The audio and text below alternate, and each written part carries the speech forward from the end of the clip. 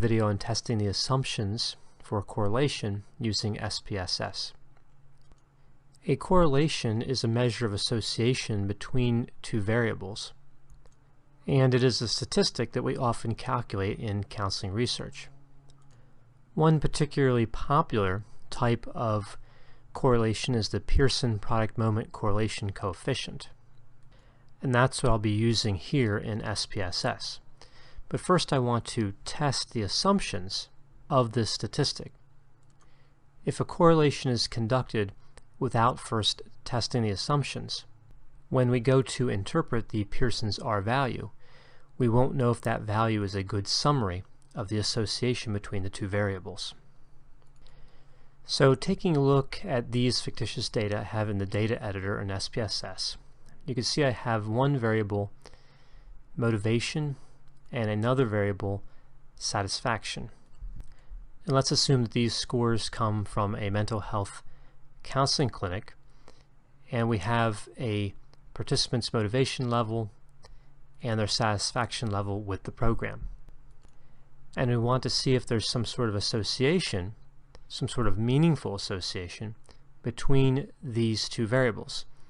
Now it's important to note that with correlation, we're not talking about causation. We're not talking about the motivation level causing the satisfaction level, but rather the two variables are related, potentially in some meaningful way. So there are several assumptions for correlation, and the first assumption is that the variables must be either interval or ratio level. Now of course SPSS only recognizes scale, so both interval and ratio variables are both coded as scale. So if we look at the variable view, we can see that both of these variables, motivation and satisfaction, are both at the scale level of measurement. In this particular case, both these variables are recorded as t-scores. Now t-score is a standard score with a mean of 50 and a standard deviation of 10. But that is not a requirement to perform a correlation. The units of analysis do not have to be identical between the two variables. In this case, they're both t-scores, but if one were a z-score and another one were a raw score, that would be fine too, as long as they're at the scale level of measurement. Another assumption is that we do not have outliers in the data, and that the data must be normally distributed. So we'll test those two assumptions. Also, there must be a linear relationship between the two variables, and there needs to be homoscedasticity in the data. And those two assumptions will be tested separately. So let's start with the outliers and the normal distribution. So go to Analyze, and then Descriptive Statistics, and then Explore. And I'm going to move motivation and satisfaction over to the Dependent List box. Under Statistics, I'm going to add Outliers to Descriptives, which is checked off by default.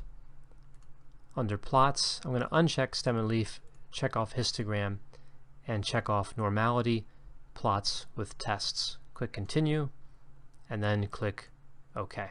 You can see that we have 45 records here for both motivation and satisfaction. And the next table is labeled Descriptives. Now we're going to use several pieces of evidence to determine if the data are normally distributed or not. And we're going to start by looking at the skewness and kurtosis values for motivation and for satisfaction. There are several guidelines available for evaluating skewness and kurtosis as they relate to determining normality. The guideline that I'll be using is that the skewness value is between -1 and 1, and the kurtosis value is between -2 and 2. So using that guideline, you can see here that the skewness and kurtosis values for both motivation and satisfaction would support that these variables are normally distributed. Moving down the output, we're going to move to the test of normality. And you can see there are two tests of normality available, the Kolmogorov-Smirnov and the Shapiro-Wilk. I'm going to interpret the Shapiro-Wilk. And we can see that for both motivation and satisfaction, we have a non-statistically significant result, which would indicate that we are working with a normal distribution. Both of these p-values are in excess of 0.05. Then moving down to the histogram, we can see the histogram for motivation, and it appears normally distributed through visual inspection. And then the normal QQ plot, we're looking for these points to be on or fairly close to this line, and we do have that here for motivation. And then we want to take a look at the box plot, look for any outliers for motivation, and we can see there are no outliers here. If we did have outliers, there would be points marked either above or below the whiskers in this box plot, and we don't have any points plotted above or below, so there's no outliers here. Taking a look at satisfaction, again we look at the histogram. It appears to be normally distributed. The QQ plot, we do have some deviation here. The points are a little bit off, but for the most part they're on the line or close to the line. And then again, looking at the box plot, there are no outliers here. Next we want to see if there's a linear relationship between the two variables. And I'm going to stay in the output window here in the statistics viewer and just go to graphs and chart builder. And I'm going to look for the scatter dot chart here, the simple scatter, and drag that in. I'm going to put motivation in the y-axis and satisfaction on the x-axis. It would also be acceptable, of course, to have satisfaction on the y-axis and motivation on the x-axis. I'm going to click OK, and that's going to produce the scatter plot. And what I'm looking for here is that these points, when you look at them together, form a straight line. That represents linearity. Of course, in this case, the points start off in the bottom left and move to the top right. If they started off in the top left and moved to the bottom right, that would be okay too, as long as the points represented a straight line. An example of a non-linear finding here would be if the points started off in the bottom left and then moved to the middle and then curved upward. Any type of curve would be an indication of a non-linear relationship. Another example would be if these points started in the bottom left, moved to the middle, and then moved down to the bottom right. But in this case, we would assume we have a linear relationship based on the visual inspection of this scatter plot. Then, to test the last assumption, we want to test for homoscedasticity. Now I'm going to stay again in the statistics viewer and go to Analyze, Regression, and Linear. In this dialog, I'm going to move satisfaction to the dependent variable text box and motivation to the independent variable list box. And then under plots, for the y-axis, I'm going to use the standardized residuals. That's ZRESID, standardized residuals. For the x-axis, dependent. Then click Continue, and then click OK. Now we're going to get a lot of output here because we conducted a regression, but I'm only interested in testing for homoscedasticity, so I'm going to move down to this scatter plot here at the end of this output for regression. I'm going to double click here. I'm going to add a fit line at total. You can see there's an icon here, add fit line at total, and then close this out.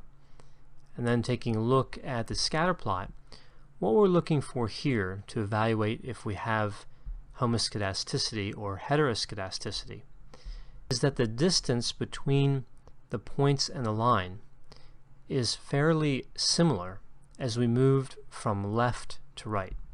So if we look here and we evaluate how far away these points are from the line as we move to the right, we can see there's some variation but not much.